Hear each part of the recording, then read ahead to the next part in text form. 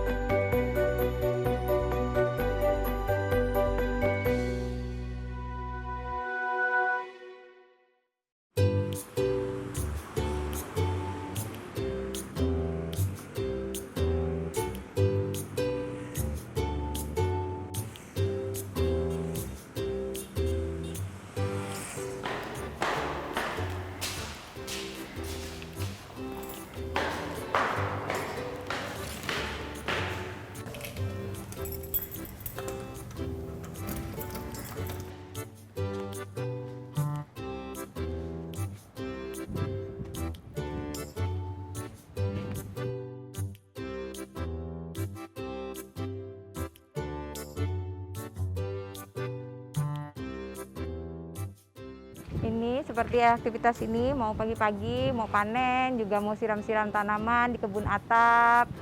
Jadi sambil mau lihat lihat-lihat juga apa ada yang perlu ditambahin tanah atau yang perlu dirapiin. Jadi ya rutinitas sehari-hari.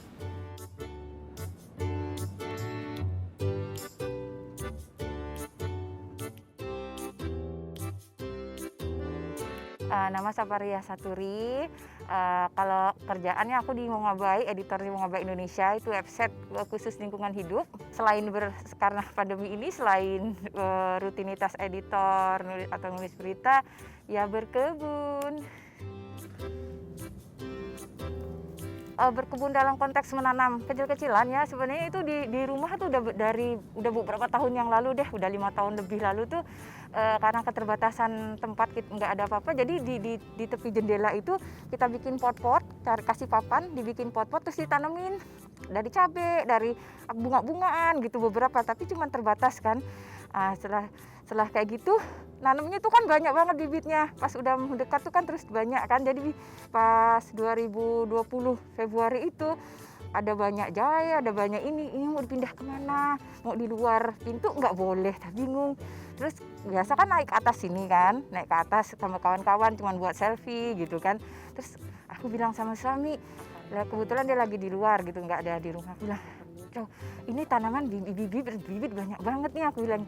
"Kita gimana gimana kalau itu kita minta izin," aku bilang kayak gitu. Apalagi kan kebetulan udah banyakan di rumah nih, karena udah masa Februari akhir itu kan udah mulai rame kan di berbagai kayak di Malaysia ribut-ribut corona kan, walaupun di Indonesia belum, tapi kekhawatiran kan udah beli masker, udah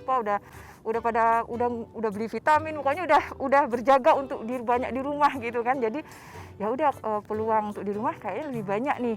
Gimana kalau minta izin gitu kan? Siapa tahu boleh gitu kan, minta izin ke pengelola kita untuk tanam di atas pakai pot deh. Pokoknya dikasih space kecil nggak apa-apa deh. Pokoknya bisa di sini nih bibit yang ini nih tanaman ini bisa dimanfaatkan. Ya, sayang banget kalau kita bisa tanam jahe, kunyit gitu-gitu kan udah ada di bawah gitu, udah ditanam di unit. Kata langsung nggak, "Kami izin." Sekali kata bilang udah pakai pot, pakai apa bilang gitu. "Oh, katanya boleh, silakan," katanya. Oh my goodness, cinta ulang tiba. Jadi udah mulai dari cuma ayo itu Mbak ini dari jahe dari pasar, itu ada ini ditanam. Terus yang bibit yang udah ada kecil-kecil di rumah itu diambilin ditanam. Jadi mulai di sini itu mungkin ada sekitar 3, 4, 5 pot lah, ada tomat, ada bibit cabai, bibit jahe merah, kunyit. Jadi itu yang awalnya banget mulai kayak gitu tuh awal mulanya, akhirnya ya seperti sekarang.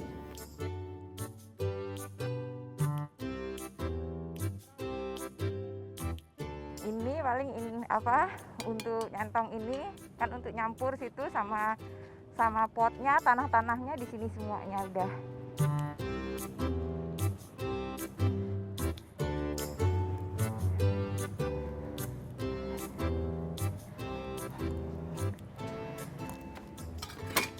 Ini kayaknya di sini. Ini di sini biar lebih terang. Ini di sini ya Mas ya.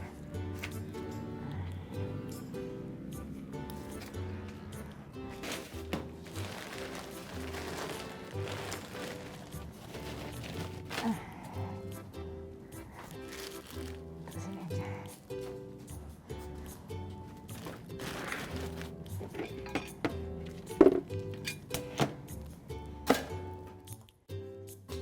Semua jenis mint sih sebenarnya. Salah satunya mint ini. Sukanya sama semua tanaman, nggak hanya ini mint, peppermint. Ini akan tumbuh lagi, akan punya anak-anak. Nah, ini juga bisa dipotong sih sebenarnya, baru tanam. Yang mau tanam gini. Ini kan banyak kan? Ini kan anak baru. Ini baru bisa jadi baru banyak. Sekali tanam bisa jadi banyak nanti. Ini tanah dicampur. Ini pupuk kambing, pupuk kandang. Aku ini pakai kambing, bisa pakai pupuk kambing yang udah ini. Kadang kambing bulat, tapi ini kambing yang udah ini. Terus dikasih sekam padi bakar.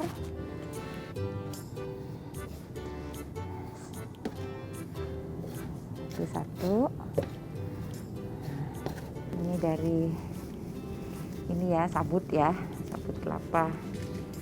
Mix sih aku pakainya, kadang pakai yang plastik, kadang pakai yang tanah, kadang pakai sabut kelapa. Nah, ini fleksibel, kalau ini kan lebih lebih ramah lingkungan. Tapi variasi sih, kadang pakai polybag, tapi jarang. Kadang pakai ini bekas, biar lebih bermanfaat.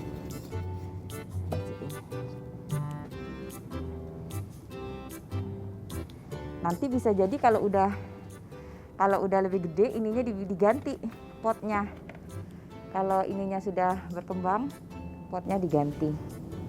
Tapi sementara dia bisa dengan pot ini.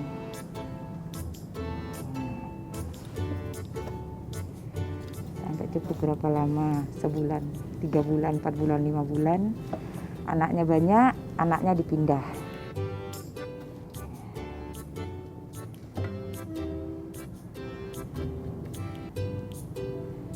Kebetulan kan memang udah aware tentang kondisi maksudnya kondisi lingkungan terkait misalnya tutupan pohon kayak gitu kan, termasuk di Jakarta kan ruang terbuka hijaunya juga minim kan. Nah, jadi itu juga jadi terpikir karena ini luasnya lumayan kayak gitu kan, mengapa tidak kita juga selain tanam sayur, ini sayurnya juga dikembangkan kayak gitu kan, kita lebih banyak lagi penanam bibitnya, juga tanam tanaman kerasnya kayak gitu kan. Tanam keras juga buah-buah sih dipilihnya gitu kan, jadi buah-buahnya juga kita dapat konsumsi buah dan sayur-sayur yang sehat karena semuanya kita upayakan untuk tidak ada kimianya, semua dari pupuk kandang kayak gitu kan, atau bikin sendiri gitu kan, tanah dari kompos. Dan juga harapannya bisa ngebantu, ada pohon-pohon kalau kecil kan bisa berkontribusi tambah ada hijau-hijau nih di Jakarta kayak gitu sih. Jadi obsesinya sih pengen kalau bisa ini nanti maksudnya pohon-pohon kerasnya lebih banyak, terus di sela-selanya tetap ada sayur-sayurannya. Jadi pohon keras buah-buahannya bisa untuk makan juga kayak gitu kan, dan bisa memenuhi kebutuhan sayur-sayur juga untuk konsumsi dengan sendiri. Jadi termasuk bumbu-bumbuan bisa terpenuhi secara mandiri gitu harapannya ke depan gitu. Sekarang baru sebagian walaupun udah kayak misalnya cabai dalam beberapa bulan ini banget udah bisa terpenuhi sendiri kayak gitu. Sebagian sayur terpenuhi sendiri kayak gitu, tapi belum 100% sih.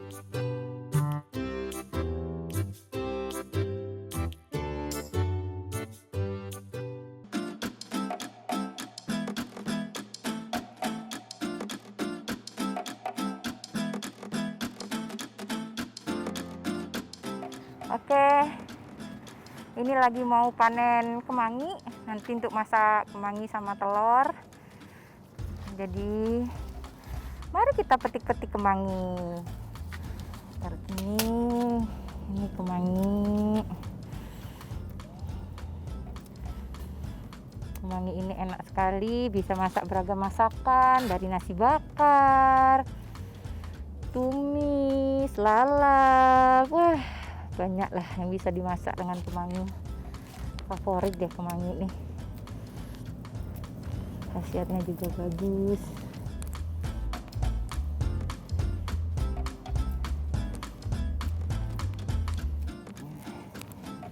Kalau kemangi harus rajin dipetik, dia rajin dipanen. Kalau nggak rajin dipanen dia akan tumbuh bunga.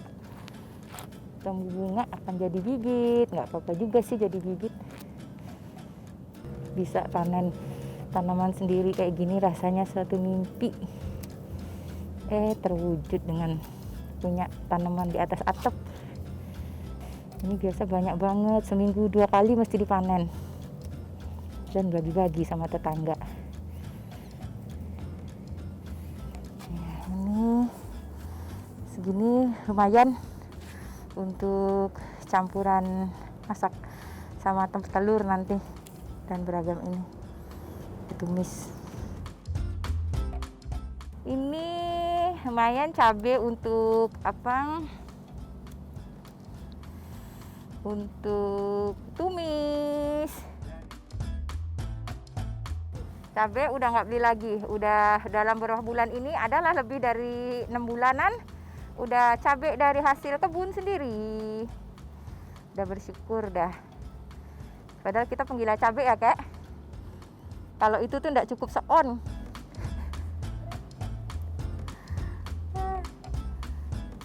Petik dulu ya cabai, oke kan? Ya. Lumayan satu kali ini.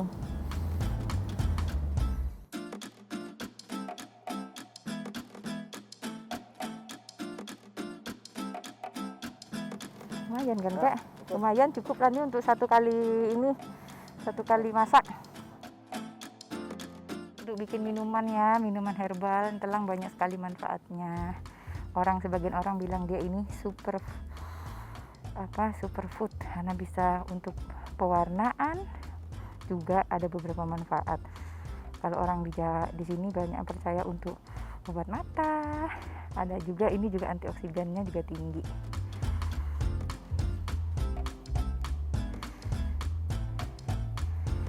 Minuman enak sekali, dicampur sama jahe, kayu manis, jeruk nipis, terus dikasih madu, dikasih madu. Wah, enak sekali. Sekarang mengambil serainya dulu untuk masak minumnya. Ya, pilih yang besar.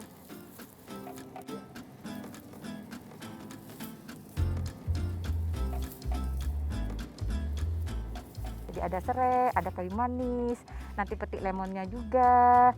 Jadi gabung, dimasak, dikasih madu, jadi minuman sehat dan menyegarkan. Di sini banyak kemangi ya. Kemangi itu sering tuh untuk lalap, untuk masak kayak gitu, untuk tumis, untuk masak nasi bakar. Pokoknya kemangi mania deh, memang aku suka kemangi. Jadi lumayan dengan tempat yang kecil ini, lumayan beberapa banyak pilihan yang bisa. Ini okra juga biasa sayur bening, bisa di sayur tumis, bisa dicampur sama telur. Pokoknya banyak variasi bisa dilakukan dengan tanaman-tanaman yang masih sedikit ini sih.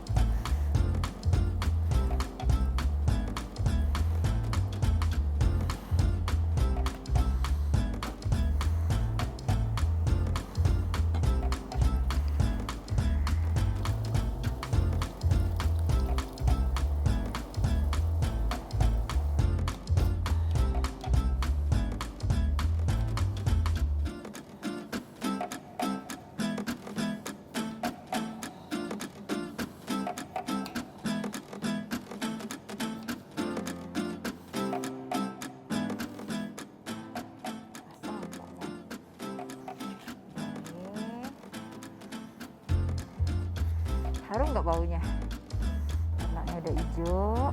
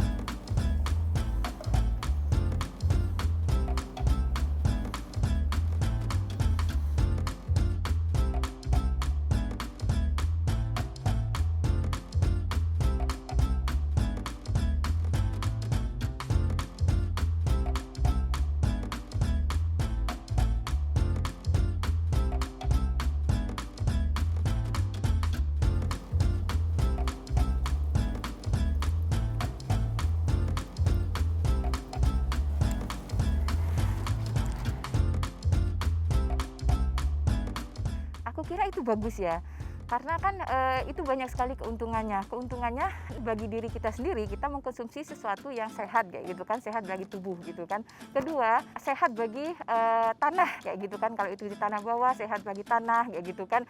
Bagi tanaman juga karena dia tidak diberikan pupuk-pupuk kimia atau semprotan-semprotan kimia, itu juga bagus bagi udara, pencemaran dan lain-lain kan. Jadi aku kira ketika makin banyak gerakan seperti ini, aku kira itu positif bagi lingkungan hidup gitu kan, bagi iklim kedepannya, bagi bumi gitu, bagi keberlanjutan bumi.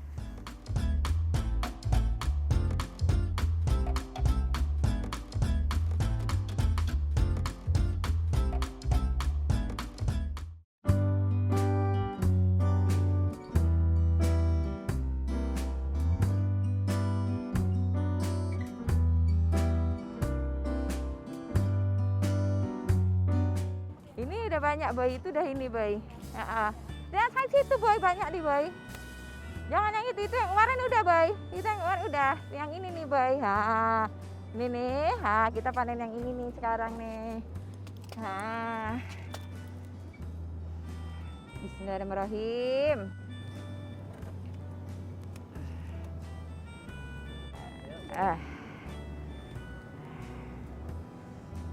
Ini minnya abis ini mau dijadikan min kering.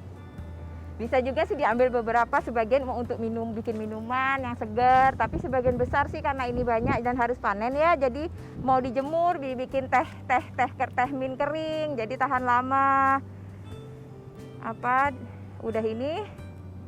Udah ini dianya dicuci, dijemur sampai kering banget. Setelah kering banget baru udah disimpan, itu tahan berbulan-bulan. Jadi ketika nanti kita bikin teh, baunya itu masih kayak seger gitu.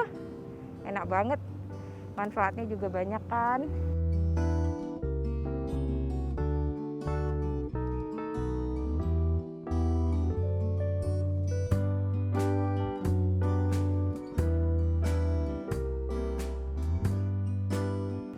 Udah bikin mie kering udah beberapa bulan ini, sejak minnya mulai rame, maksudnya mulai banyak dan sudah tidak memungkinkan untuk dikonsumsi segar. Padahal udah bagi-bagi loh, udah bagi ke kawan yang ini. Tapi alhamdulillah ya, ini lumayan banyak. Jadi gimana caranya dia tetap dipanen gitu kan? Kan dianya harus panen. Kalau nggak dipanen, min ini dibiarin aja. Misalnya kan buat biar karena nggak dipakai misalnya, biarin aja gitu, dianya lama-lama mengecil, jadinya harus dipanen. Kalau dia dipanen cepet kayak gini besar, nanti tumbuh gede lagi, tumbuh daunnya tuh segar kayak gini gede lagi. Jadi memang mesti panen, makanya salah satu pilihannya panen dikeringkan.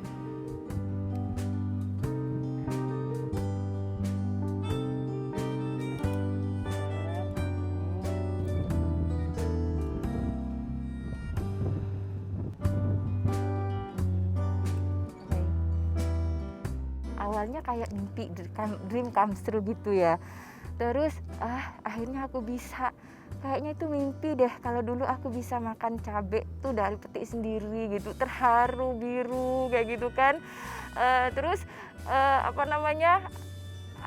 awalnya sampai nggak tega mau petik gitu loh, saking saking terkagumnya mereka bisa tumbuh dan aku bisa makan nih dari yang aku tanam, kayak waktu di kampung misalnya kayak gitu kan. Dan itu di apartemen di lantai 30 kayak gitu kan, bisa gitu. Itu dan manfaat lainnya ternyata mereka tuh bikin happy kayak gitu loh. Jadi benar-benar kayak relaksasi kalau kita suntuk. Kami itu kalau udah suntuk di bawah misalnya kerjaan kantor tetap malahan menumpuk ya walau WFH ya.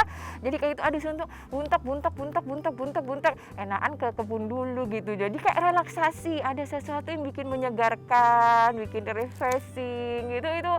Itu ini banget kayak gitu kan, senang banget gitu, meningkatkan imun tubuh.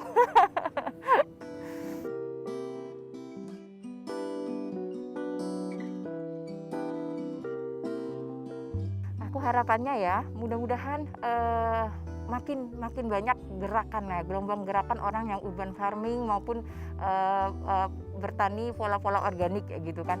Kalau khusus di Jakarta, kita lihat di Jakarta begitu banyak bangunan-bangunan vertikal gitu kan. Bayangkan kalau bangunan-bangunan vertikal itu gitu kan, di bagian atasnya atau di bagian mananya tuh ada space untuk tanaman kayak gitu kan.